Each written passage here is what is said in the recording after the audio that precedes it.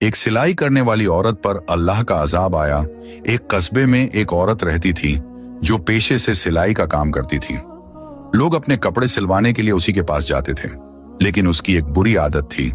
वह कभी कभी कपड़ों का कपड़ा ज्यादा बचा लेती और सिलाई की मजदूरी भी जरूरत से ज्यादा लेती थी। उसे लगता था कि कोई उसे देख नहीं रहा, लेकिन वह भूल गई थी कि अल्लाह हर चीज देख रहा है। समय गुजरा। एक दिन वह औरत अचानक बीमार पड़ गई। बीमारी बढ़ती गई और कुछ ही दिनों में उसका इंतकाल हो गया। मोहल्ले के लोग उसके जनाजे में शामिल हुए।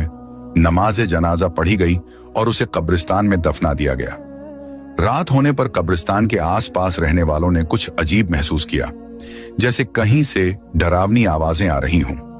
उसी वक्त दो फरिश्ते उस औरत की कब्र में आए और उससे सवाल करने लगे। उन्होंने पूछा, तेरा रब कौन है? तेरी दीन क्या है? लेकिन वह औरत कोई जवाब न दे सकी। उसकी जबान बंद हो गई। जब उसने जवाब न दिया तो दोनों फरिश्तों का रूप बदल गया।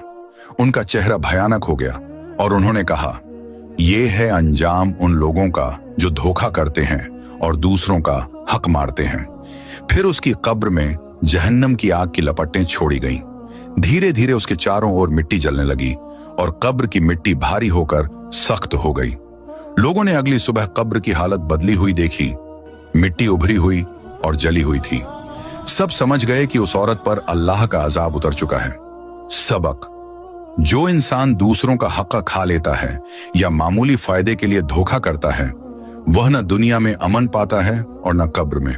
अल्लाह ताला हमें सच्चाई, ईमानदारी और हलाल कमाई पर कायम रखे।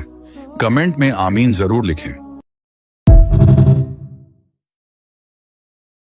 क्या आपको पता है मालाकुल मौत बच्चे की रूह कैसे कब्ज करते हैं और कब्र में उनसे क्या सवाल होते हैं और कब्र में उनको पालता कौन है? जब एक फूल जैसा बच्चा आंखें मूंदता है, हर दिल पर कयामत गुजर जाती है, लेकिन एक सवाल रह जाता है, क्या वो भी अजाब कब्र से गुजरता है? नहीं, मालाकुल मौत उन मासूमों के पास शफकत बनकर आते हैं। न डर न दर्द, सिर्फ एक पल और रूह जिस्म से निकल जाती है जैसे फूल से खुशबू। कब्र में उनका कोई हिसाब नहीं होता, न मुनकर न नकीर, न सवाल न जवाब। और फिर वो कहाँ जाते हैं? जन्नत के बागों में, जहाँ हजरत इब्राहिम अलैहिस्सलाम उन्हें गोद में लेते हैं, उन्हें पालते हैं और वो जन्नत के परिंदे बन जाते हैं, खुशी से उड़ते हैं, अपने वालिदैन का इंतजार करते हैं।